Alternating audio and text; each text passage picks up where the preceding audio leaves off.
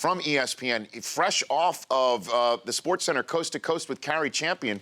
It's Matt Berry. Is this Matt Berry here on the phone line?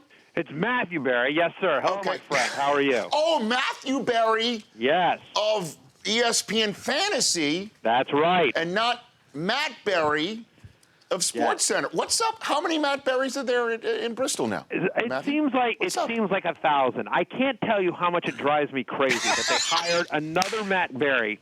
And here's what's really upsetting about the other Matt Berry. Okay. He's really nice. Okay. He's really good at his job. Yeah. He's got a full, thick head of hair. Oh, he does. I know. I mean, he's got mousse. It's like he's got product coming out of his yin-yang, that guy. I mean, it's like you had to hire somebody better than me, more hair than me, and by the way, really nice. His wife's really nice. I'm keep trying to find a reason to hate the guy, and I can't. It's very, very frustrating. I'm very upset at ESPN for hiring this guy. Well, maybe he should start. Here's one way that you can grow to dislike him, is if he goes around calling you the other Matt Berry. You know what I'm saying? I tried to start something with him, and he is so no. You were here first. You know, like he'll be the first one to be like, no, I'm the other Matt Berry. Like he cannot be more self-deprecating. Like he's really like a terrific person. It's so annoying, Rich. You have no idea. So have they come to you and asked you to do a show like a Berry and Berry? A Matt and Matthew? Have they? Him and I have done a SportsCenter together. We haven't done a specific Berry and Berry. Worlds colliding. Listen, we hit it big with Mike and Mike. Let's try it again with Berry and Berry or something. No, we haven't gone that route yet. Matthew Berry. Put it out there in the universe, Rich. I'm sure it'll happen. I'm just trying to give you more platforms. Clearly, you don't have enough. Yeah. At Matthew Berry TMR here on the Rich Eisen Show, and we'll talk about the film league in a moment. But let me ask you this. If you've got Brady in a keeper league, should you be concerned right now? What do you think? No. I mean, to be perfectly honest, you think about Tom Brady, and I mean, right now he's my quarterback number 5. If I know he's playing all 16 games, he would be my number 2 quarterback. I mean, the guy was absolutely phenomenal last year, obviously. He returns all of his offensive starters and adds a guy like Martellus Bennett. I take it back. He returns all of his offensive starters that you care about. And so, Deion Lewis coming back healthy. I think they added some nice pieces. I think Chris Hogan was a nice add. Martellus Bennett certainly is as well. And again, Brady, not that he's not motivated already, but honestly, 4 games of Brady's just going to have another monster season, and 4 games of a replacement-level quarterback plus 12 games of Brady is still going to be a top 5 fantasy quarterback. The position of quarterback is so deep this year, Rich, in fantasy football that you can easily pick up a guy like Matthew Stafford, Kirk Cousins, Derek Carr, Joe Flacco, 4 quarterbacks who have really good schedules their first 4 games. Any one of those guys are going to be drafted outside the top 10. You grab Brady where you would normally grab him, and you grab one of those guys I just mentioned, and you've got a top 5 fantasy quarterback for the season. Did you see that there's a Week 13 bye weeks in the NFL this year? Did you notice that in the schedule? I didn't. Yeah, Check it out. It's just not, it's not great. Won't be fun, but the bye weeks never are for fantasy. Okay, but I mean, wouldn't that mess with certain Most fantasy football playoffs start in Week 14. Okay. So, I mean, it does stink that you're leading up, you will have to deal with a win or get in situation. Yes. A lot of people, Week 13 is, win and get in, kind of situation in a lot of leagues. So you will have to deal with that. So it's definitely something to be aware of. Okay. But long season. Which rookie intrigues you? There's a couple, to be honest. Obviously, Ezekiel Elliott, he's the obvious name. Dallas. Think about this. Last year, Darren McFadden, who didn't get more than 10 carries in a game until Week 7, and, working with an offense that, shall we be kind and say, struggled last year, right? No Tony Romo, no Des Bryant. You knew they were running every play. And yet Darren McFadden still finished as the 13th best running back in fantasy. Again, not getting more than 10 carries until after Week 7 because they were messing around with Joseph Randle, and Dunbar was in there as well. So you've got Ezekiel Elliott, who's a great pass blocker as well. He's going to be in there all 3 downs. It's going to be a much more efficient offense. You'll have Romo back. You'll have Dez back. Many more scoring opportunities. And you think about that defense, which is still a question mark for the Cowboys. I think what they will do is what they did 2 years ago, which is they're just going to run the ball so much. They're going to try to control the clock, keep the other team's defense on the field a lot, keep their own defense on the sidelines, and win time possession. And so they're just going to grind it out. And I think Ezekiel Elliott, very good chance of not only being a top 5 fantasy running back this year, but leading the NFL in carries. I think there's a very good chance of that. I'll give you one other guy that, I mean, we can talk rookies all day if you want, but Sterling Shepard in New York is really interesting to me as well. Why is that? Wow, file that one away. Brockman's writing it down. Well, first off, I'm not convinced about Victor Cruz and his health. But let's pretend even that Victor Cruz comes back. No team in the NFL threw more pass attempts in 3 wide receiver sets than the New York Giants last year. McAdoo loves that. And that's literally 3 wide receiver sets. That's not like 4 wide receiver sets. It's literally just with 3 wide receivers on the field.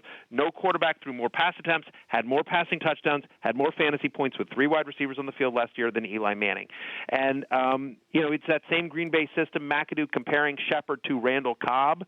And obviously, if you're a defensive coordinator, the first thing you're worried about with the Giants is shutting down Odell Beckham. So I think Shepard's going to, frankly, be open like all day long. He's a terrific route runner, really good hands, a very good fit for the system that McAdoo runs in New York.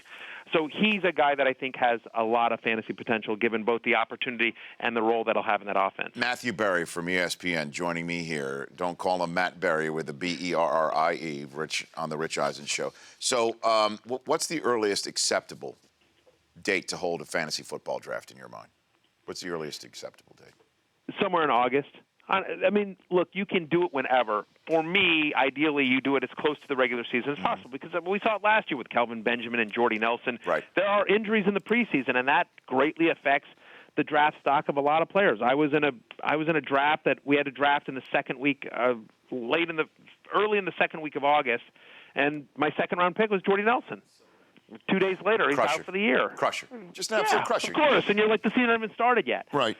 So, did you do that for Jay-Z or Stern? Who'd you do that for? That was the Stern Show League. Actually, that was the Stern Show League that we had to do it early. How many leagues are you spreading yourself around to help not only play in yourself but help out celebrities who call you up and say, "I need your help"? Who's that? I've lost count. Seriously, give me a number. Count. Give me a number. If you want to count leagues that I also help other people, it's over 50.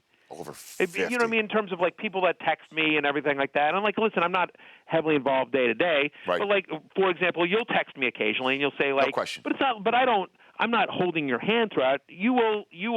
Oh, I'm my own 5 or 6 times over the course of a season text me and ask my thoughts on something. Of course, I'm my own man. Who's the most annoying celebrity you've played fantasy with? The most annoying celebrity? Yes, him or her. Who blows your phone up, or you're going against him in a league and you can't stand it. I mean, Michael Rappaport, he's in the Stern Show League. He's clearly the most annoying, and I think he would be upset with me if I named anyone other than him. He takes pride in that. It's a badge of honor for him, huh? Yes, very much so. Okay. Yeah. All right. No, he's by far. He sends literally. We've talked about this on the Stern Show. He sends 500 emails a year. I mean, I got an email. I got a trash talk email from him yesterday, asking me to eat a bag of something I can't say on the radio. Oh, a bag. But it has to be. The best. It has to be bagged up, though. Is that the form in which you must be eating? Apparently, not one was enough. He would like me to eat a bag of this particular item. Okay. And he sent it to the league, and it's the middle of May. You're just like, what are you doing, dude? It's right. We're not even talking about anything. Like, it's just he's got a lot of free time on his hands. Now, Matthew. But anyway, he's a lot of fun. And sure. Now, look, hold on. So before we get to the film league, we had Eric Hosmer on the show from the Kansas City Royals. Sure, of course. Who says that Alex Gordon won the clubhouse, the Royals clubhouse fantasy football league, and he says that there's an inside information man who is providing information to Alex Gordon. Are you that person? I'm not. You are not. I have a lot of Major League Baseball players that I help out, but I actually don't have anyone on the Royals. So I don't know who Alex Gordon has, but it is not me. Do you? So you do not know who is Alex Gordon's? I don't.